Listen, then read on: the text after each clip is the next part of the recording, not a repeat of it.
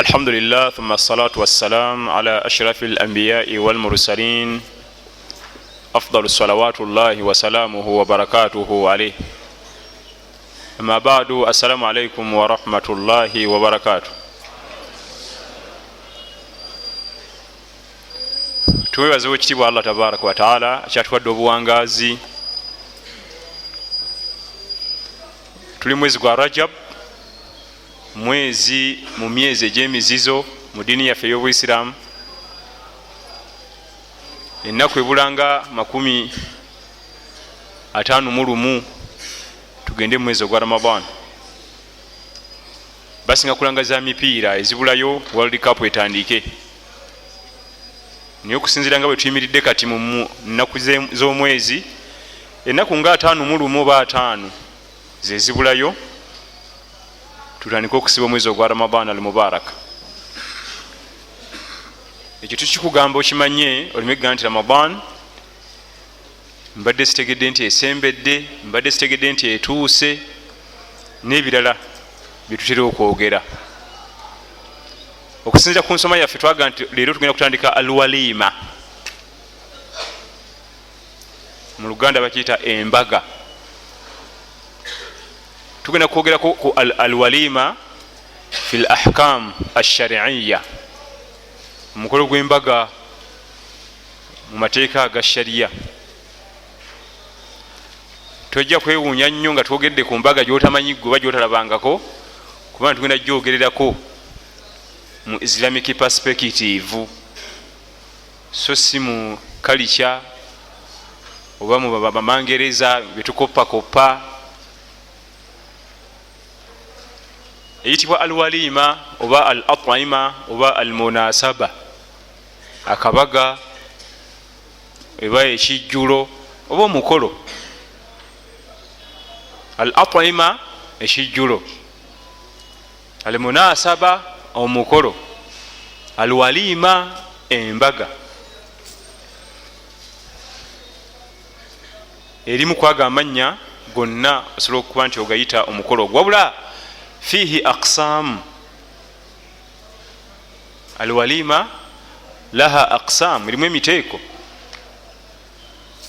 Waliwo egimu nga giri haram, waliwo egimu emizuule egiri bid'a, ne wabaawo sharia gyekkiriza allati tajuzuha ash-sharia. Tugenda kwogera ku bubaga wano, naye teweewuunya nnyo nga tubugobye. Sharia ejja okuba yebugobye sinze. Bwe tugabugaye nti al-walima akabaga, muyingiramu bingi. Kayinza okuba nga akabaga kakumala kusoma, kayinza okuba nga akabaga kakuyingira nnyumba, yinza okuba nga akabaga kakuwasa mukyala, obubaga buli awo kamaala. Kasa tugamba bagaye nti kabaga, okujjako nga kize nti walimatul urus, embaga ey'obugole. Era bwogabugaye nti mbaga, kiyinza obutategerekeka mangu paka ogaye nti embaga y'obugole, kubanga obubaga oba embaga nnyingi. Oba nti kijjulo, tuyinza okubuuza kijjulo kyaki? Yetuyise ku kijjulo, waliwo omukolo ki? Kijjulo kyaki ekyo? Nti aqiqa. Kijjulo kyaki? Awoowa. Kijjulo kyaki? Ayingira nnyumba. Ngenda kusooka nkumenyere emiteeko egy'obubaga sharia bwekkiriza. Bwe naamala nkumenyere emiteeko egy'obubaga sharia ng'ebugoba. N'akakobe kanaba mwekali twetunulira nze, tunulira sharia yo Allah gye yakussaako, sinze nkagobye. Aksamu al-walima ash-shar'iyya allati tajuzuha ash-sharia, emiteeko gy'embaga sharia gyekkiriza. Ekisookera ddala walimatul urus, embaga y'obugole. Oluusi eyinza okuyitibwa walimatu ziwaaj, embaga ey'okuwasa. Gombiriri matuufu era yemanyikiddwa nnyo, wabula yesinga okumanyikwa mu nsi yonna.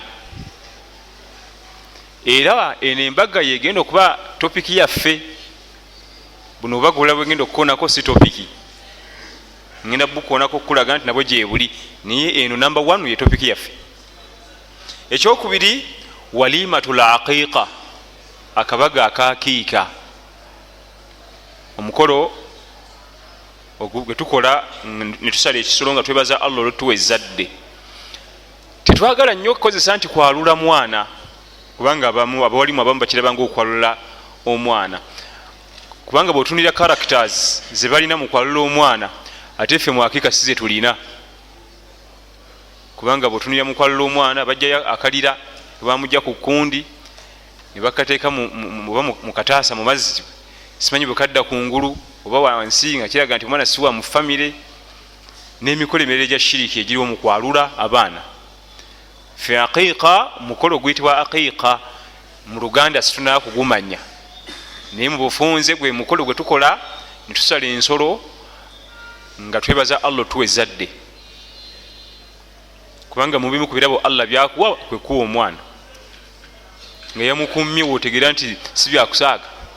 Buuza ku byali abagezeseza n'ekigeze ekyo n'atabawo omwana. Kati walimatul aqiqa, akabaga akokusalira omwana ensolo nga twebaza Allah, shariya ekakkiriza era kali mu sunna Mukama waffe sallallahu alaihi wasallama ze yakola. Akabaga akokusatu walimatul bait al jadid, okukolawo akabaga nga tuyingira mu nnyumba empya, omaliriza ekizimbe ekyomakago, dduuka oba sitowayo mugenda kutereka byamaguzi byo, kikizwa mu shariya notegekerawo omukolo nga webaza Allah tabaraka wa taala okusobozesa okufuna ekirabo ekyo. Nagwo omukolo ogwo, akabaga ako, omukolo ogwo oba ekijulo ekyo ekigabulwa mu kaseera ako, shariya ekikkiriza. Tetujja kigaziwako nnyo kubanga si ye topic. Akabaga akalala shariya kekkiriza walimatu qudumu al-ghaib, walimatu qudumu al-ghaibu, akabaga omuntu waffe yabula netumunoonye emyaka tuba tubivuddeko Allah namutuleetera, shariya ekkiriza okukolawo akabaga nga twebaza Allah tabaraka wa taala otuddiza omuntu waffe abadde yabula, aba mwana aba mukyala oba taata jjajja, omuntu wamwe mu famire yammwe oba mu mikwano gyo oba mu basheekhe bo oba muwalimuwo oba muyiziwo nga badde yabula, oluusi nga kitule nebbanga n'obweraliikirivu nga weebuli nemusuubira akyali omulamu, tetukakasa emikisa gy'okuba nti akyali omulamu girayika gikendedde. Allah singa atugerera omuntu waffe oyo nadda, kikkirizibwa mu shariya omukolerayo omukolo. Bwe tuba tulinawo obusobozi nituteekawo ekijjulo, tujja kulaba mu maaso lwaki tuteekawo ebijjulo bino, emmere lwaki tugifumba. Naam, akabaga ako ak'omuntu nga yabula kakkirizibwa, era mwe muli akatundu bba. Naam, inda qudumu min as-safar, okuba nti omuntu amadde yagenda safari empanvu nadda, inda qudumihi min as-safar, ayinza okuba yagenda mu safari nga mpanvu Allah namusobozesa nadda, shariya emukkiriza okutegekawo ekijjulo okwebaza Allah tabaraka wa taala. Kati oluusi abahijja bayinza okwerimbika awo abahijja, lwakuba tujja kulaba ebijjulo ebyo amateeka gabifuga. N'akabaga akasembayo mu bubaga shariya bwemanyi era nga tekugaana bukola, walimatu da'awa, akabaga akalimu da'awa, tekatera kukolebwa wano, n'ofumba ekijjulo noyita ab'enzikiriza zonna ne bajja nobagabula, omala obagabula nobabulira ebyeddiini yaffe. Eddiini yaffe eragira Allah ali omu tabaraka wa taala. Mukama waffe nabiyuna Muhammad sallallahu alaihi wasallama yajja n'ekitabo kyaffe Qur'an era mukiraba. Walimatu da'awa, akabaga kalimu embeera eza da'awa. Mwe mwingira n'akabaga nga nabbi atukuliza wa at'imu ta'ama, mulise ne ku mmere, liyunfiqu dhu sa'atin min sa'atihi, Allah bakuwadde ku ssente, fumba ekijjulo yita abantu bajje bali bagende basi. kijjulo abantu bajje batule balye, oba wafunda osobola okugamba imaamu nebatekera ku muzikiti awo, oba oli bize osobola okulaba imaamu wo nogamba nti emitwalo gijjo 8 bagule ennyama n'omuceere abantu bagabula ekyemisana nze ndi bize. naye bonna obubaga oba ebijjulo ebyo biyingira mu kabaga kano, sharia ebikkiriza. Era kuliko layini egamba wa at'imu taama, mulise ku mmere.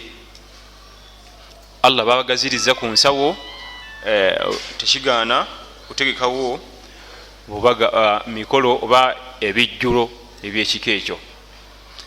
Kati ate ogenda kulaba embaga nno zino wammanga obubaga buno wammanga sharia tebumanyi, wabula obumu buli haramu, obulala bwazuulibwa buzuulibwa.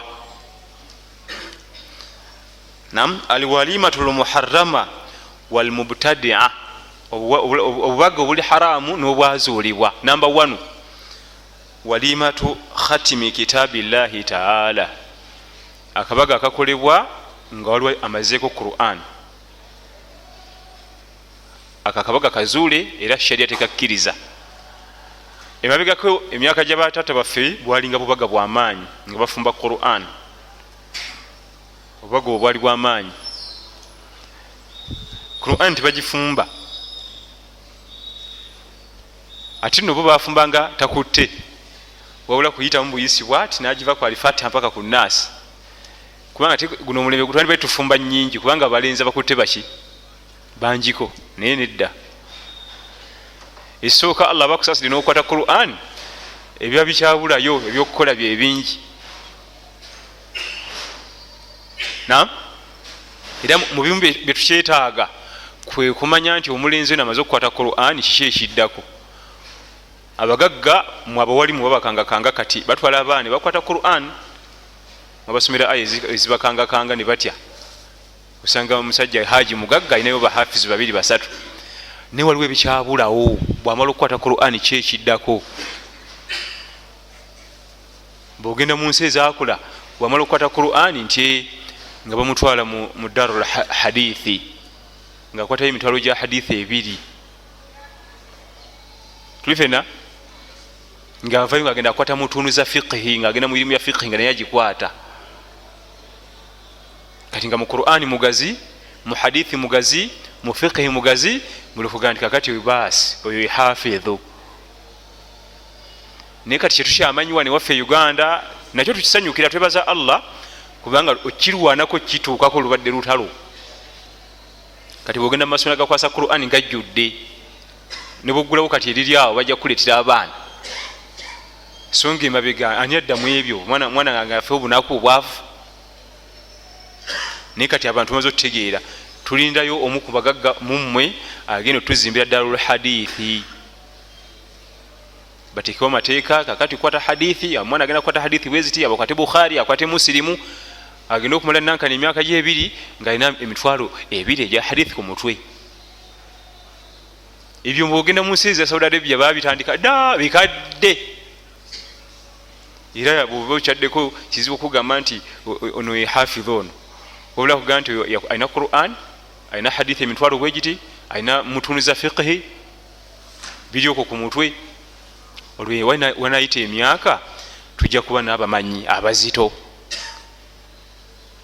tuba tujja kufunira abamanyi abaki asobola okuyita aya ng'alina hadithi efiitingako, alina neteeka lya fiqhi lifiitinga wali bulungi. Tulifena kakati akabaga ak'okufumba Qur'an bimu ku byazuulibwa mu ddiini yaffe ey'Obusiraamu. Ninno ng'ate kiki kyofumba ng'olinako kakoota, kubanga bafumbanga naye nga alinako kaki kakoota. Oleeta gikutte, siga nti agikutte, hadithi talinasomako wadde n'emu, mutunu za fiqhi talinakwata. Kati obubaga buno wabula ensonga eno tugyetaaga okufuna essomero erisomesa hadithi, nga omwana bava mu tahfidh nga akutte Qur'an nga tumanya nti ate ajagenda mu darul hadith akwate. Kasi akwata emitwalo nga 2 kale ne watakwata mingi nnyo oba 3 oba 4, kasi akwata 2 kiba kijja tugasa, kubanga mujja kufuna mufuti gye bujja mu maaso nga musajja ddala mufuti. bamala okukwata hadithi gyemitwalo 2 nga akwata mutundu eza fiqhi.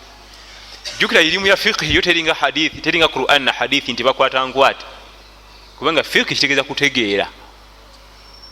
kati mutuuni zino ezikwatibwa biba bitontome ebyawandiikibwa abamanyi, ne bakuŋŋanya amateeka ga irimu ya fiqhi mu bitontome nga nuniyatu ibn Kahtan ziri 696 696 bitontome bya irimu. bwobikwata toliddayo kutaatagana irimu ya fiqhi, kubanga yonna ekuba wano kungalo obagira babulabi bwoti. akabaga ako emirembe gino kadde kabuze akokufumba Qur'an. alhamdulillah, tusaba Allah kabulire ddala kubanga kazuule mu ddiini. Naam, akabaga akaddako walimatul wilada as-sanawiya, birthday party. walimatu alwilada as-sanawiya, okukola nga akabaga amazaalibwa buli mwaka. sheria tekikiriza amazaalibwa agakolebwako akabaga ye aqiqa emala ate yebawo omulundi gumu.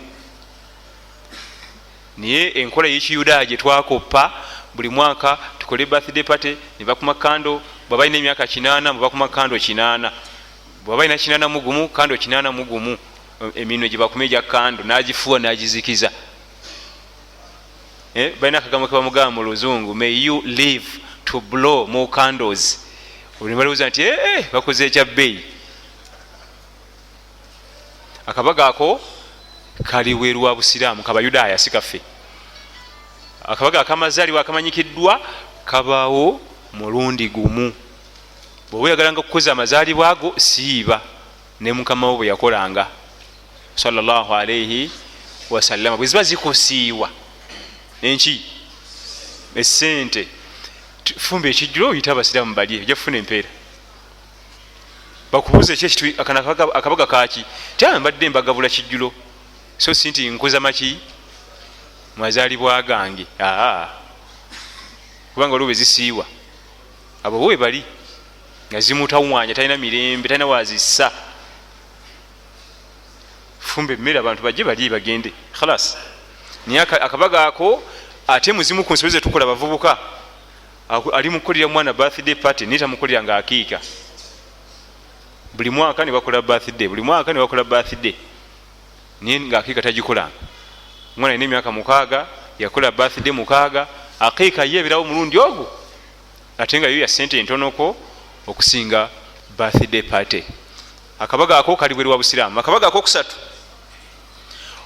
walimatu dirasa, akokuba emisomo oluku mu mutwe. kasinga kwagala nnyo abaana ab'obuwala, era notakamukolera ayinza okukaaba n'akoga naggwawo, kubanga banne beyasumi nabo bakabakoledde. naye agala abayite bambale amaganduula bajje neye newa haji atuzaawo emikwano gye ne boyfriend bafumbe emmere. kati abamu bagenda ne bakwataganya akabaga ak'okuyingira ennyumba oba okumaliza ekizimbe. ne kano kaliyo gye kali mu sunna, akabaga ak'okuyingira engoma z'ekizimbe ekyo, makaago, kolero, masijidi, nankani. naye kano akabaga kano ak'okumaliza emisomo titukamanyiyo mu sharia, ebitabo bya sharia tebikogerako, tukakuppa mbayudaaya. akabaga akaddako nga nako sharia tekakkiriza, tekamanyikiddwa, walimatu almayit fi duaihi, nga bakolera omufu edduwa. nebasonda sente kikitu naye edduwa ya muzeeyi oganya okusonda. oyinza otya otuwa emitwalo 2 gwe wenna, wena tuwa 10 waliwo babasalira, gwejja tuwa akasawo ka sukaali, gwejja tuwa ka muceere gwente, bagenda babasalira okusinzira obuzito bwe bakulaba ozitowa mu byenfuna. omukolo oba akabaga ak'okusomerako edduwa y'omufu tekamanyikiddwa mu ddiini yaffe, byebimu ku byazuulibwa obuzuulibwa. taata wo omwagala nnyo, mama wo omwagala nnyo, mukyala wo ani, byonna omwagala nnyo, agala mumusabira dduwa, jimuka ekiro osaayo osabe eyo yenkanika eyo. Akaseera akasinga okwanukulirwamu edduwa kalala ate naffe tuzisomera walala. Nam akaseera akakyaliddemu akendo mu biseera byonna mukuba nti emikisa gy'edduwa y'okwanukula giri 9 ku buli 100. Salatu leili wannaasu niyamu, kwe kusalako ekiro ng'abantu bali mu bafuluuta n'omala n'otekayo emikono booti, ke kasinga ebiseera byonna.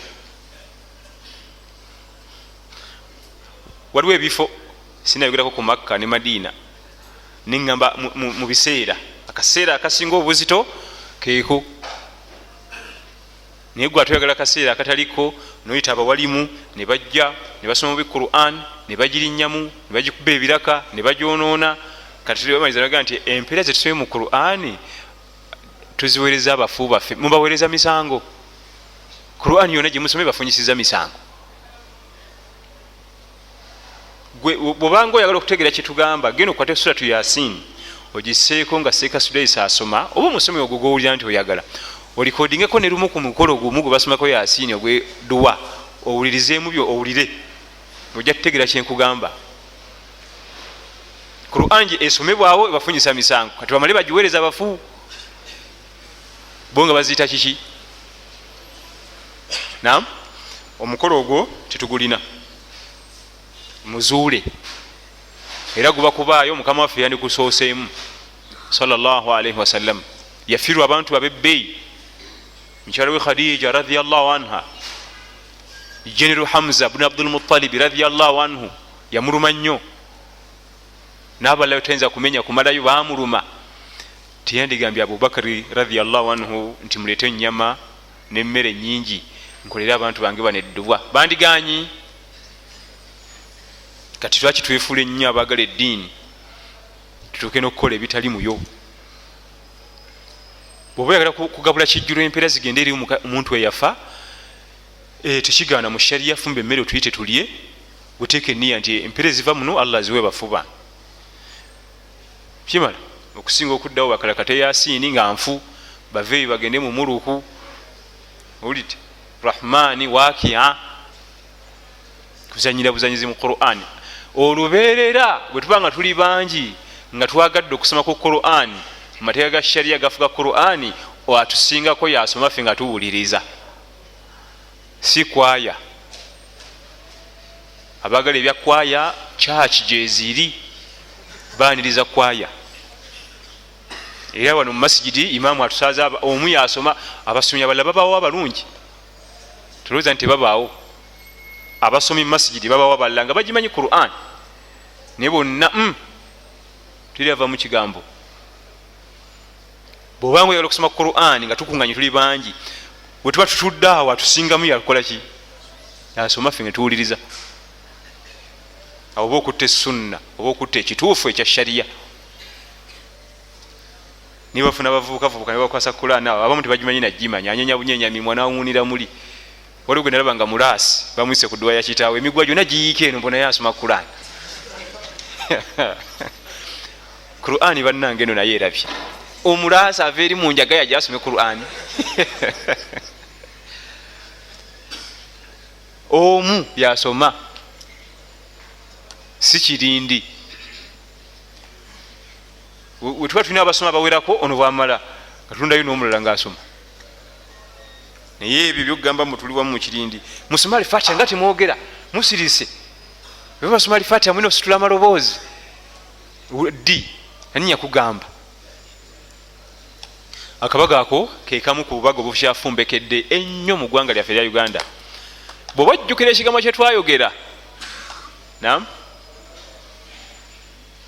nga kyayogera Sufyan Athawri rahimahullah, bamuzaala omwaka 1018 n'afa 1081 mu Iraq. Mumanyi wa Busiraamu, yali mukugu mu irimu ya hadithi. Sufyan Athawri rahimahullah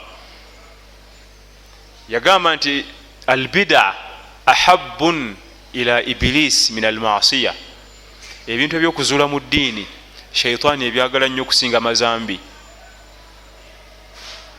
Kulwaki? Olw'ensonga nti ow'amazambi ya bukyenkya nakola tawuba, ate munnabbida tauba yakinga yalaba nebyakola bya ddiini byennyini. Basoma Yasini wali oga nti bino bifu Qur'an. Sheitaani yagala nnyo ebintu ebizuule mu ddiini kyola tomalaga binyeenya byamaanyi n'okusinga ebituufu, kubanga yoli ali mu Zambia amanya bino byendiko Allah tabyagala. Gyenkolera ku Radio Pal waliwo abavubuka bangi noli ayinza okujanaga nti waliyo omupiira njala genda kulaba mupiira naye sina zintwala, ate ola naga nti waffe waliyo edduwa ya taata naye sina zintwala, mpoono w'omupiira oli simuwa okulaga obubi obuli mu kiri, kubanga onagenda okulaba emipiira akimanyi bino byendiko si bya Mungu ndi ku byange. Niye ono eyo gyalaga yalowooza ali nnyo ku ddiini byakola mubaka byeyayigiriza sallallahu alaihi wasallam. Kati yo sheitaani yagala nnyo bino ebyokuzuula mu ddiini n'okusinga amazambi. Hatta ow'amazambi waba sanze omwalimu amutya n'omutya, naye wa bida alina nekyatya ayinza nokulaba nga gwatagenze nemuyo gwoli ne kububuze wabula nadda olina mu jahannam. Yekyaliko ye ddiini ennyo naye nga bizuule. Kati ow'amazambi ye kyangu okukola tauba era aba atya n'obweraliikirivu. Nebino ebintu ebizuulezuule yanyweza byaggwa. Naam, kale no barakallahu fikum. Akabaga ako kabulabi kafumbekedde nnyo wano mu ggwanga eryaffe erya Uganda ng'era kakyatambuzibwa. Akabaga akasembayo okusinziira ku research gye tulinawo wano mu bubaga obutakkirizibwa mu sharia, at'amu inda almayyit, mu kufiirwa wano emmere efumbibwa eyo, emmere efumbibwa nga tufiiriddwa yakwegendereza, waliwo etakkirizibwa kuliibwa nekkirizibwa. Mugenzi okuziika juzi twali Masaka, tugenza okuziika omu ku basheikha abawereza eggwanga emyaka bati ofumbawo emmere si bwe guba. Ekisooka emmere eyawukana okusinziira ku ani azze okuziika. Oyinza okuba nga olero oli wa munju, oli mu nnyumba y'omugenzi omwo ova mu famire, ekyo kirala. Ekyokubiri kisinziira ani afudde wakaawo, era ekyola abamanyi abamu baga nti aje ekisinga obulungi girekere eddala tolya, kubanga eyinza okutaataganya okumanya. Waliwo haaji Allah n'amujjulula abaaye tugenza kukola tutya ebyokulya nti mujjeyo munankani mugisale, oli ku mmaali abamulekwa, nyini maali yakafa bajjayo ente bakoze eki gye batandikiddeko okusala bagabula baze okuziika. Mu lusuku abadde alina olusuku batandise okutimayo amatooke, basogodde emiwogo, bakoze biki obadde atunda muceere, edduuka lyadde atundiramu lya muceere bajjayo ensawo kiro 150 batandise ozitokosa maali abaki.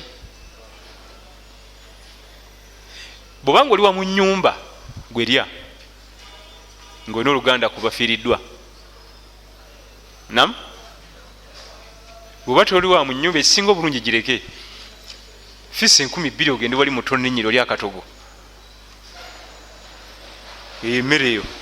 Olabanga ebyokusaaga mwana wattu kyolaba batusookawo balongoofu begenderezanga nnyo okusitula ekitole ekyemmere kissa mu kamwa,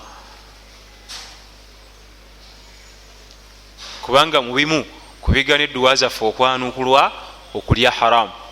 Kama thabata anhu sallallahu alayhi wa sallama annahu qala thumma dhakara ar-rajula yutilu as-safara ash'atha aghbara yamuddu yadayhi ila as-sama ya rabbu wa mat'amuhu haram wa mashrabuhu haram wa malbasuhu haram wa ghudhiya bil harami fa anna yustajabu lidhalika wa fi ba'd ar-riwaya fa anna yustajabu lahu. Mu hadithi empanvu ina gyeveeyo nabbi nga jja atema kati naga nti oluvannyuma thumma dhakara rajula, oluvannyuma nayogera omusajja olugendo luwanvu ali mu safaari mpanvu agubye yenna alinga kasolo awanika emikono gye agamba ya rabbi nkusaba onyambe, ya allah nkusaba onyambe omulezi wange, naye nga ebyokulya bye yatandika na byakulya, ebyokulya bye wa mat'amuhu haram. Ekisookera ddala mubireetere ejjiji eddene wakati w'edduwa zaffe n'atwanukula allah kulya haram. Esooka na byakulya wa mat'amuhu haram wa mashrabuhu haram, n'ebyokunywa, wa malbasuhu haram, n'ebyambalo byayambadde mwasabira edduwa, wa ghudhiya bil harami, wabula byonna nga bitadde ku mabbali. Ekisinga okunakuwaza nga bw'omulaba yennaawo ne bazadde be bali bamukuza bode okwenkanaawo bamulerera ku haramu. Fa anna yustajabu lidhalika, osubira oyo agenda kwanukula oyo. Olid ye kenyini nyini ebibyo byakoze nga akuze bya haramu, n'abazadde mu ndera gye bamuliramu. Eyo endera yo gyolera abaana bo eyinza obalabye ennaku ku nsi kuno mpaka bwe balifa. Endera yo gyobaliramu, ebyokulya byabwe byobawa gyobijja, kiyinza okuba nga kyekigenda okubalabya ennaku mpaka bwe baliva ku nsi kuno. Gino emirimu gye tukola, obujjumbize bwe mu ddiini, obunafu mu ddiini, toweza nti bikoma ku ggwe wekka, bitwaliramu n'ezzadde. Osobola okukola emirimu gyo n'onyiikira, allah n'akusiima, n'akussaako rahma, okusaasira kwe, n'akussaako baraka, nezisammukira n'abaana bo. Ne bwoba nga wafa n'ovaawo nga begazanyiza mu baraka, taata ze yakola, maama waffe yalafuubana. Era nga bwe kiri nti osobola okukola ezambi n'onyiiza allah, n'akussaako ghadab, obusungu, n'akussaako laana, ekikolimo, nekisammukira n'abaana. N'ofa n'ovaawo nga bali mu kutunkana kikolimo. Naye weebuuza bo baakola musango ki? Tebalina. Gwe kazaala bulwa. Era bwobanga okola ibadaati, weetolatole mu busondasonda, mu buzikizazikiza, omujemere allah, manya nti waliwo bookosa abalala, si gwe wekka. Tuli fena owulidde bwatugambye nti waghudhiya bilharami, yenna bamukuliza ku haramu nga bwomulabaawo. Fa anna yustajabu lahu, anayanukulwa atyo oyo. Wafi baadi riwaya fa anna yustajabu lidhalika, oyo anayanukulwa atyo oyo nga bwomulaba. Obujulizi bwe buli ku nsonga ezo. Nga waliwo ebintu ebibonabona ku nsi kuno, naye nga abazza abaleeta kalumanywera balala baafa nadda. Abaisirayiri bajjajja baabwe battanga bannabi ba allah, nga babagoba emisinde, bakasuukirira amayinja ebivumo. Nakati tebalina nsi mwe batudde, ne Palestine gye bali, gye bagamba yaabwe bannyini babagobamu, bwekana kubalwanagana. Naye obwana bwe bazadde ejjuhuzi buno Buisirayiri bwakola musango ki? Ne bakyali ku busungu bwani? Bajjajja baabwe bye baakola. Mbo bali baagala bayita Uganda. Bwe mpulira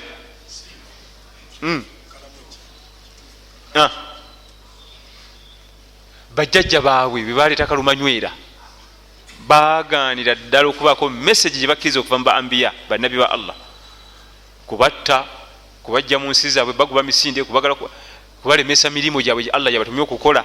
Allah n'abassaako obusungu. Nakati bukyabatwala. Tuli fena waliwo kibayita ekinya kibeera mu nnyumba, kiringa date white color, kijja kutaala ekiro kutrapinga obuwuka obujja kutaala. Bagita wazaga mu Luwarabu. Nabbi yalagira bakitte, bwekisanga nga kitte oyafuna empeera. Niweebuuza kikoze eki? Kumbe jjajja waakyo yaleeta obuzibu. Ku mulembe gwa nabiyullahi Ibrahimu alayhi salamu, abayudaaya nga bwe tuva okwogerako abaisirayiri bakumya omuliro bagala kwokya nabbi wa allah Ibrahimu alayhi salamu. Omuliro gwali gw'amaanyi nga gufuuwa, tebayinza kugusemberera, ne bamuteeka mu butida. Balina tekinologi w'amaanyi okukola butida ekasuka omuntu ssebo, si byakusaaga. butide kasuka kiki nze ze nali ndabyeko zikasuka mayinja zetwazanyisanga mu buto naye ebitonde ebyasobola okusemberera omuliro ebitonde ebyaliwo mu kaseera ako byatetenkanyanga omuliro guzikire guleme kwokya nabbi wa Allah era nga birina ennaku y'amaanyi nga buli kimu kigezaako nga bwe kisobola omuliro guzikire n'enswera wakiri wandayo otulusu niye otulusu tw'enswera tulaki ku muliro enswera mu saizi yaayo n'otulusu otugenda ogivaamu nekkando tesobola kuzikira naye jjajjawo oyo omukulu yera aseesamu buseesa gweyongera okwaka ngaagala bwokya ennabbi azze okusomesa tawhidi aveewo tatuleetako tawhidi ze yali ogu era nabbi atugamba sallallahu alaihi wasallam mu hadithi eri mu sunani abi dawuda ng'eneetera okuggwako sunani abi dawuda ne mu tirmidhi mweri atulaga sallallahu alaihi wasallam bw'okuba omulundi gumu n'okitta afuna empera 100 makisi 100 era ye ibada yokka waliwo ekibuzo ekibuuza nti ibada ki omwana adamu gyakola nga buli wanyiikira bamusala mpeera buli wanyiikira bamusala ku mpeera ze katilul wazaga okutta ekyo ekinya bw'okuba miss nga zisalikako buddamu n'okuba miss nga zisalikako hadithi bweto nabbi yajogera sallallahu alaihi wasallam lwakuba tiyayogera mmeka ezisalikako naye okuba omulundi gumu nowekiteeba nekifa 100 oyinza ate no si kyangu kyakkuba oyinza ovayo nga olina 3 nga waliwo ne byeyasiza ebikopo bye byatise esowaani alwazaga ekyo ekinya teweewe ekitabeera oba muli bagagga mutya kyo tokibuulira ebiyingiramu nekibiramu mu nju si munya guli ogulina strips eza black nezimasamasa omunya omuganda si gwe tugamba ogwo gulina buzibu tokuba nam ate si konkomi kano kanya katonoko genda kutaala ewuwo buli kanaku ekiro naddala security light wabweru kabaako era ebiseera ebisinga bwokakuba bwotakakwasa bulungi kakulekera mukira nga gukola guti nekagenda omukira gubukako negukola guti nga gwecyangacanga bakaita wazaga akanyako ekonkomi ddala n'omunya neguli omunya mulala naye ekinya abaganda bakita kinya bakita wazaga nabbi yatulagira tukikube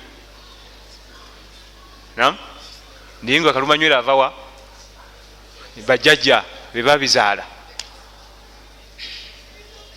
eibada ezo zonna zokola tunuulira abaana bo bweba weri eyo mukwerigombaliigomba eyo mu haramu n'abaana batunuulire jamujja bazaalira ebizibu allah kuseko obusungu butwaliremu eki musajja watu lwagenda okusaba omulimu yatuuka leeti twakamala okugaba kati waba agufunye ng'ayonona kompyuta nga bamugoberawo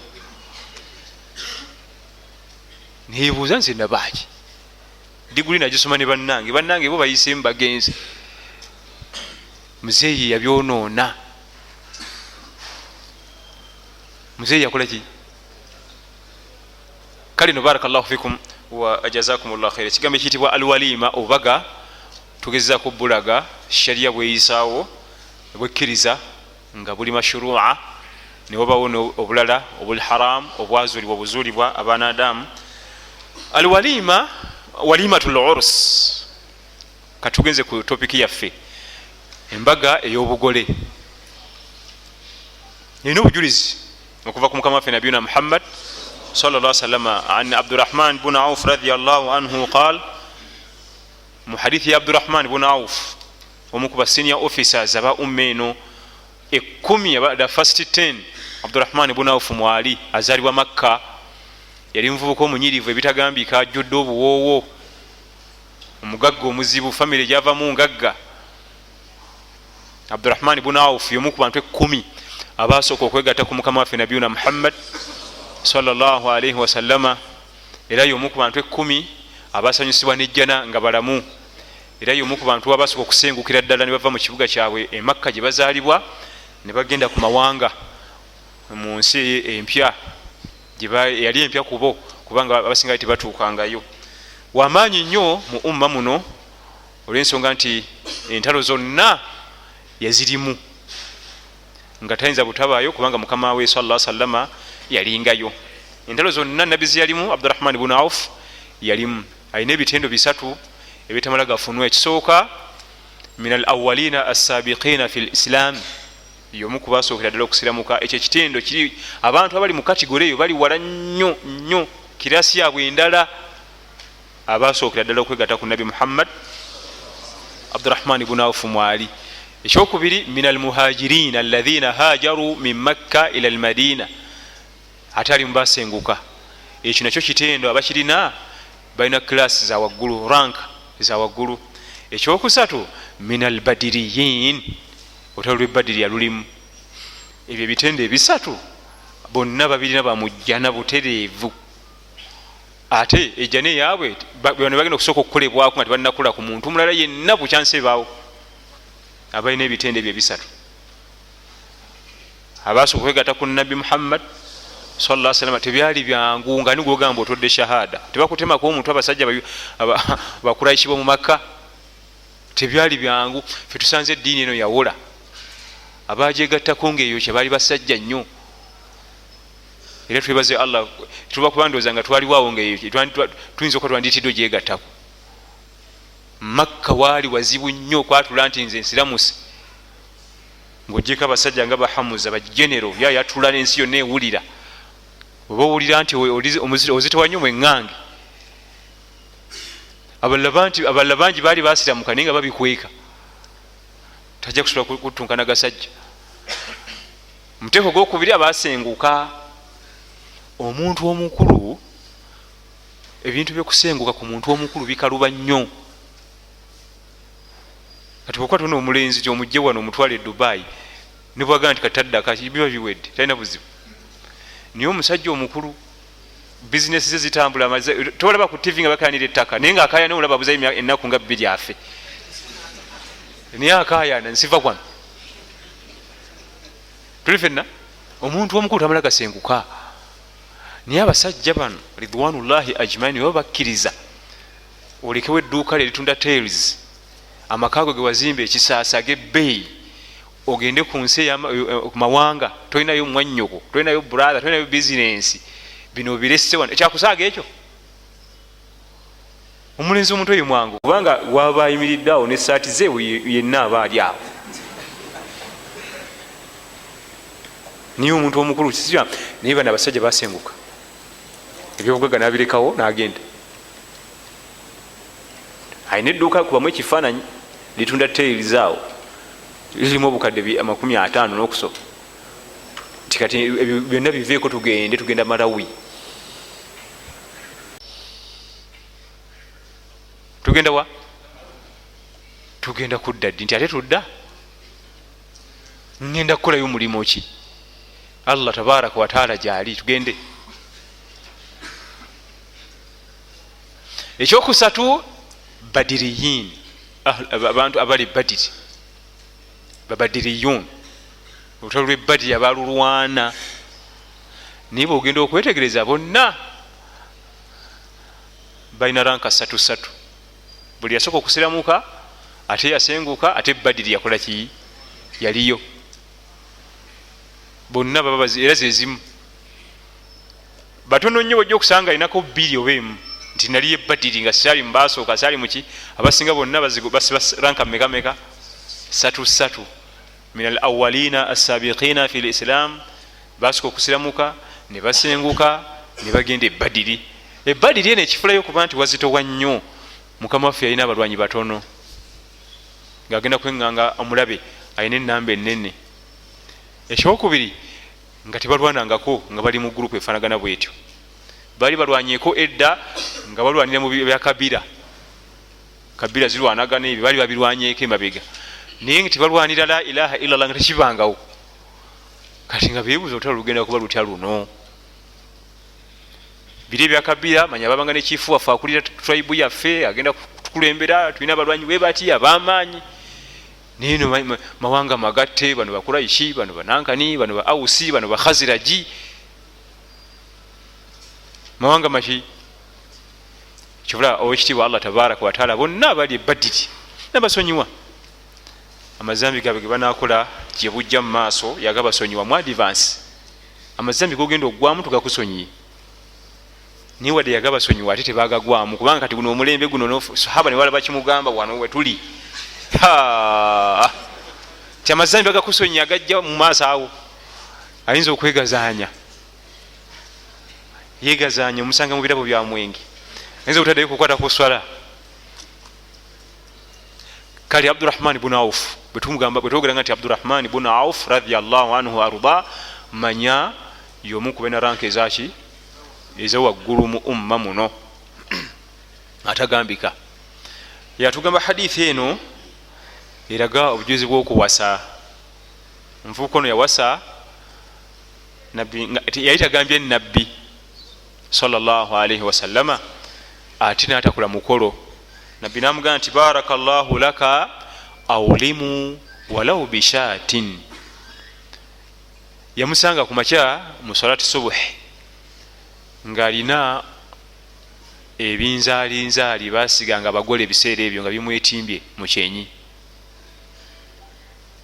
Balina nga abagole abakyala bye babasiigasiiga mu kalica yaabwe y'ekiwarabu mu biseera ebyo. Kati byali bimwesiizeeko nga biva ku mukyala we ne bimwesiiga mu kyenyi kye n'atabiraba najja okusala salati subuhi. Nabbi nabula namuga ng'olina obuufu bw'abagole namuga nawasiza ya Rasulallah namusabira nti barakallahu laka Allah kutere mubaraka mu kuwasa kwo awlim walau bishat naye wandibadde okulayo akabaga wadde osaze kabuzi kamu. Obwo bujulizi obulaga embaga awlim walau bishat fi'lu amr kulagira mukolenga akabaga wadde ekitone nnyo ekisembayo okuba ku mukolo gw'embaga nga tubadde banaku kabuzi kamu. Era kati baba abakenenula irimu banafiqhi bakugamba ekika wansi w'embuzi tetukola mbaga. Osobodde gula ennyama eweza akabuzi noba okusingawo okudda waggulu kikkirizibwa naye bwobanga ate kakoko oba kamyu nedda. Ekisembayo ennyama esembayo kubanga ntono ku mbaga yenkana akabuzi. Bannaffe baga nti yali ategeeza nti ennyama esembayo ku mbaga oba kale embaga esembayo kubanga ntono ennyama eberenga yenkana akabuzi kiba kitegeeza nti waliwo embaga sheria zekkiriza kubanga oza akabuzi kaliwo abantu bameka.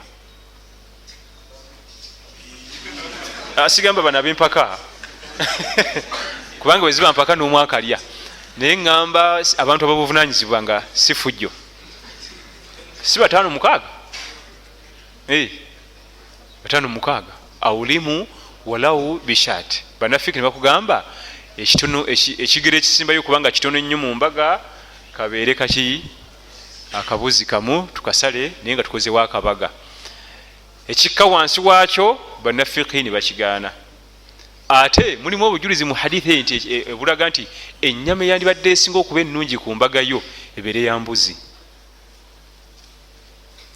Nam kubanga n'endiga Mukama waffe yali agimanyi sallallahu alaihi wasallam yali tagimanyi endiga ate ente n'eŋŋamiya niye yagamba nti awulimu walau bishat yagamba kabuzi kubanga ennyama y'embuzi yo embuzi nga yo yennyini yanjawulo ku bisolo ebisigadde mu mikisa baraka mu kuwooma mu nnyama mu kwanguwa mu kulunda eyanguwa okulabirira mu kuwera ennamba ekubanga ezaala manguko teringa ate eŋŋamiya oba ente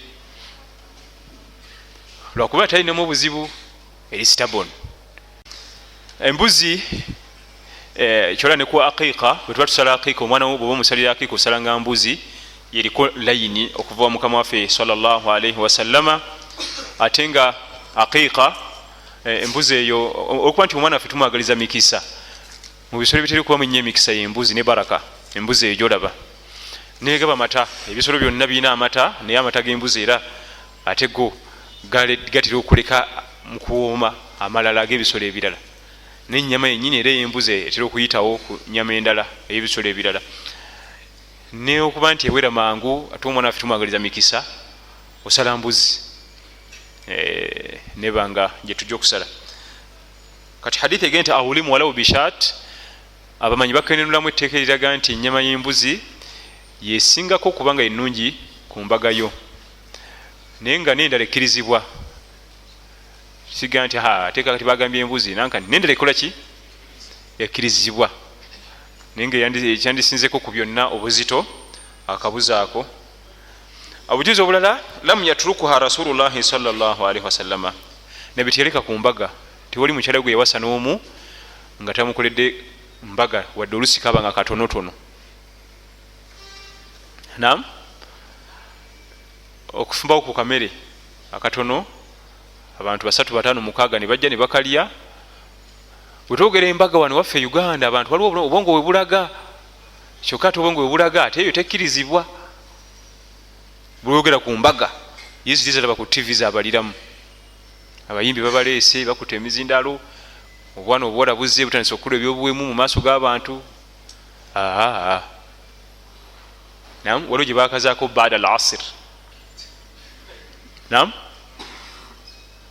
waliwo gye bakazaako baada al-asr nga bategeezamu omukolo omutonotono, naye obusebe gw'omukolo gwe guno nabbi gwayogerako wano nti alulimu walawo bishat, okulangayo ku kabaga wadde osaze kaki goza nasala akabuzi ayita bameka era baba batono we bati. Omukolo gwa baada al-asr guliko obujulizi okuva ku mukama waffe sallallahu alaihi wasallam, lwakuba bannafiki bagutya, bagutiisa abantu kubanga gutera okuleeta emize.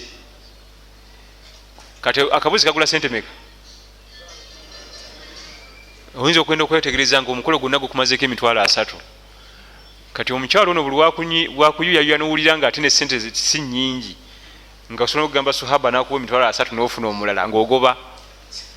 Amakulu omukolo guno gwa baada al-asr bw'otegendeza guyinza okuleeta emize egy'okuwasaawasa, ate gwakumenya emitwalo 3 girimu kaki munna ayinza n'ogikuwa obuwi omu bw'ati n'agikuwa tulifena. Kati bakitiisa bannafiki, bakitiisa abavubuka, era bw'ogenda okwetegereza ennyo abawasaawasa buli kaseera batera nnyo okubeera ba baada al-asr. Naye omusajja akoze omukolo gwa bukadde 9 ng'ani gw'ozannyirako oti oli gwe twakakima ate yagenze, kati njagala ndala kuleeta mulala. Naam, bagwewaza nnyo, gutera okuleeta emize. Emize egyo ekigireeta kyekiriwa abatera okugwettanira ate tebabasomi ba ddiini. Kati omukyalo omutawanyamu n'amuzunza wano n'amubawuba bw'ati ng'amusulawo ng'akima mulala, mugenda okumeza emyaka 4 ali mubakyala 8.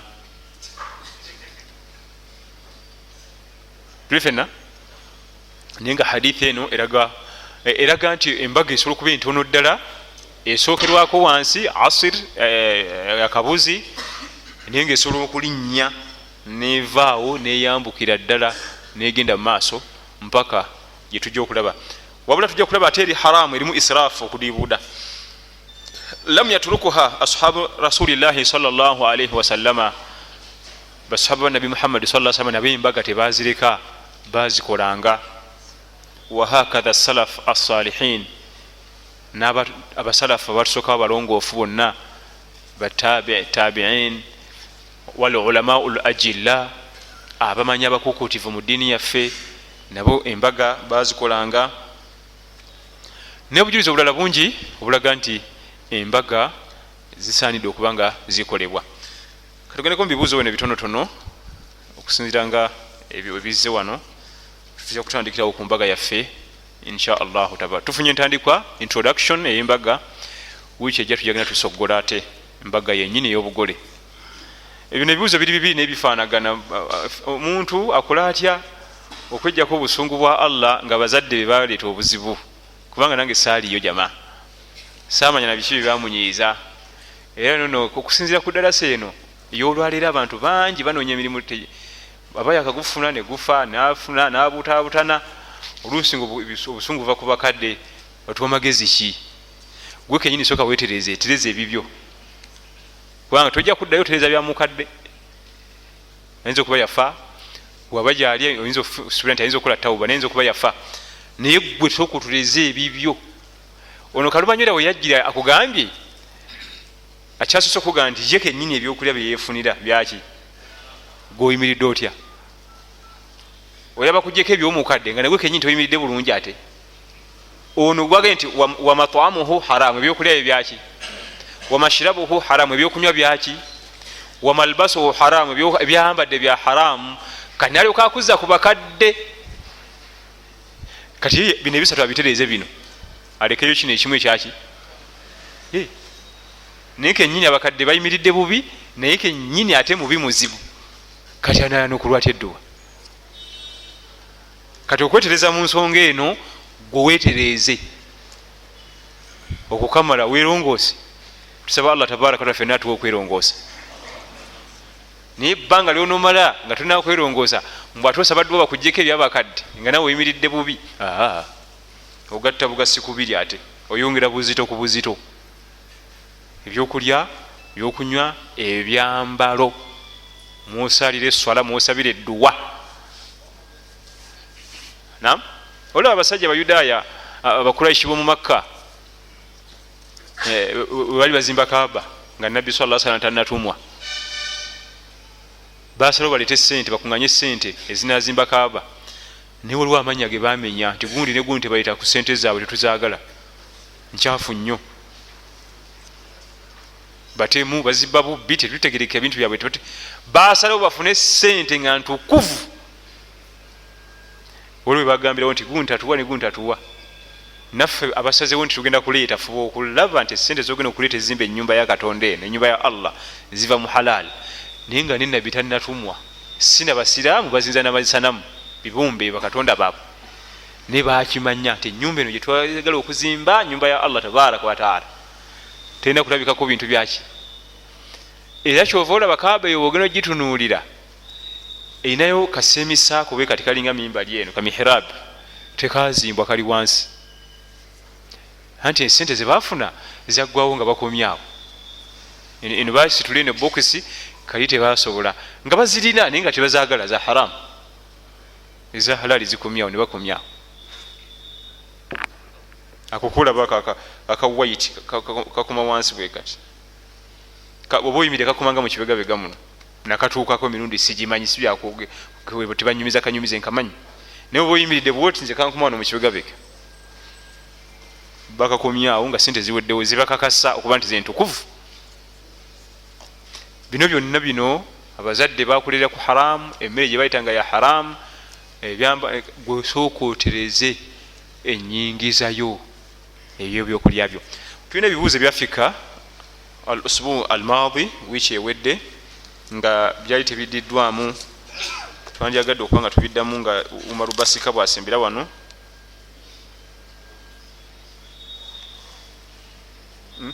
Uganda luntawanye waliwo atera okunsomerako bavubuka bwa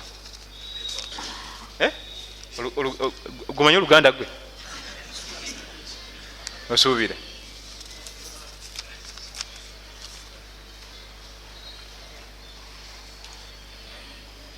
soko oyitemu awo katono barakallahu fikum wa jazakumullahu khair ebigambo bino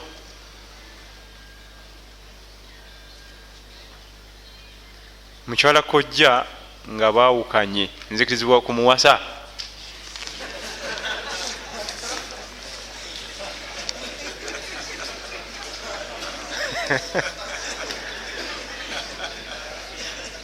ono yafuuka wa famire yammwe sebo ono yafuuka wa mu nnyumba yo tomuwasa oba baawukanye oba tebanaawukana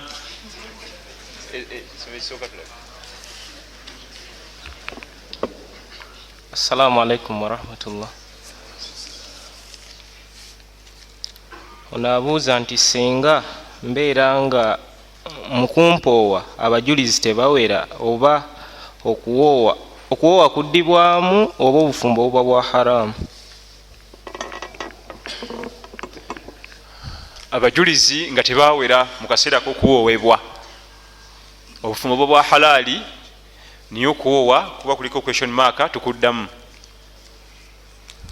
tuddamu ne wajja ne wabawo abajulizi tetuyita bantu bonna tuyita sheekhe n'abajulizi babiri nonaagaba ne baddamu naye nga obufumbo bwa halaali lwakuba bukyaliko akabuuza bwa tebujjudde bulungi kati kyokola abajulizi bano twabogerako onawoowesa taba mubajulizi nagaba taba mubaki abajulizi baba bali wali bokka babiri so sinawasa gwate gwo wasa olwokuba abantu tebawera naye nkambeera omujulizi anedda. Assalamu alaikum. Okukwata mu bibatu kikkirizibwa okigamba? Okukwata mu bibatu kino weekiti leeta engalo tulabe. Bakwata mu bwe bati engalo zino nezijja zino nonanyweza wano batera okukola bwe bati. Nabaga nti bino abawali mufe tubiteekawo kugeza mirimu. Nabikako n'akatambaala ayinza okusoma olutabo esawa namba terunaggwayo. Ebyo byonna byonna bwe wali mwageze kalimo kubanga watakageze nawe tojja muwa kabaasa kawera. Kati kabalwisa awo ogenye nti omwalimu yakoze eki naye nga eddakiika ennyingi ennyo mu kuwoowa bwaba oluddewo eddakiika 10 zimala ennyingi ennyo eddakiika 10 okuwoowa kuba kuwedde okwa shariya okuva mu sunna z'owekitiibwa nabiyuna Muhammad. Bino ebirala ebiriwo byonna baba bagezza mulimu nga makanika w'emmotoka naye we batukola naye atulimbalimba neyeetolola nanya ku mafuta nayesiga giriisi naye nga akantu amanyi ne weekali kapulaga jasi kukazza mbuza bwati nga emmotoka etereera. Naam. Assalamu alaikum. Sheikh, lwaki bwe baba bawoowa batuwoowa nabako so si n'omugole omukyala? Omugole omukyala talinawo mulimu kasa tufuna ebigambo ebiva omugole omukyala mahale nga gateredde yasiima byonna biteredde ayinza n'okuba alimbalala nga mwe muli wano. Omugole omukyala talinawo mulimu awo talinawo mulimu nagumu era talinawo kigambo kye n'ekimu era teyeetagisa kubaawo. Twetaaga ono agaba oba taata w'omwana omuwala agenda omumuwa oba brother wa mugole mukoddomi we agenda okukwasa sister we n'abajulizi n'omuwalimu agenda okukulembera emikolo. Omwana omuwala talinawo mulimu nagumu ensonga lwaki totera kumulaba waawo. Assalamu alaikum. Sheikh, I'm asking about what you taught about eating and wearing haram. What's the ruling of someone who repents? Are the prayers still not answered? Tauba, ebikolagana ne tauba abuuza omuntu alya ebyokulya bya haramu ebyokunywa bya haramu ate businga yenenya. Allah tugamba mu Qur'an al-Karim, inna Allaha yaghfiru dhunuba jami'a. Allah asonyiwa amazambi gaki gonna. Naye kalumanywera waali tauba ogikoze otya kubanga oluusi mu haramu gwe walya yeetaaga okuzibwayo. Waliwo haramu nga tauba emu waliwo tauba ezikolebwa ngena kuzzaayo bintu mu bannyini byo. So si kusala kiro odde ku mukeeka weegayirire ng'oli watwala emitwalo gy'ekinaana tugizza ali yakukkuluma noonya ekinaana kyaffe. Kati ate kalumanywera najja n'akimuddiza ntya sigenze kuswala. Naam, ofuna engeri gy'okikolamu ne kituuka gy'ali ekinaana ki n'atategeera nti gwe wali okitutte. Tauba zirimu emiteeko naye tauba esinga okuba nga nkalubo yerimu okuzzaayo hakki z'abantu. Eyo tesaaga era nzito. Olina hakki z'abantu zirina okukolaki okuzzaayo. Oyinza okulowooza nti bwe mba nina sente kinyangwira Allah aba mpadde nga maali eri sebo si kintu kyangu okutuuka mu maaso ga muno nga nti wayi ojjukira mu 23 luli nti esente ze zaabula nankani bwe ziti nze nalina zitwala naye nsazewo nkole tauba kwata kyakusaaga ekyo. Kale nno okulya haramu okunywa haramu okwambala haramu tauba bwejja byonna ebisiguukulula. Ya ayuha alladhina amanu tubu ila Allahi taubatan nasuha. Naye nga kibaita taubatan nasuha olwenenya olwakikyaddira bwe butaddayo. Empaji enkulu mu tauba yonna gyeba yenkana butaddamu ekyensembyayo. Naam, tauba omusingi gwayo oba Paul egiwanirira tauba ebeereyo waggulu bweti eyo empaji eyo tauba kwetudde butakola ki kasaka kutanda noddamu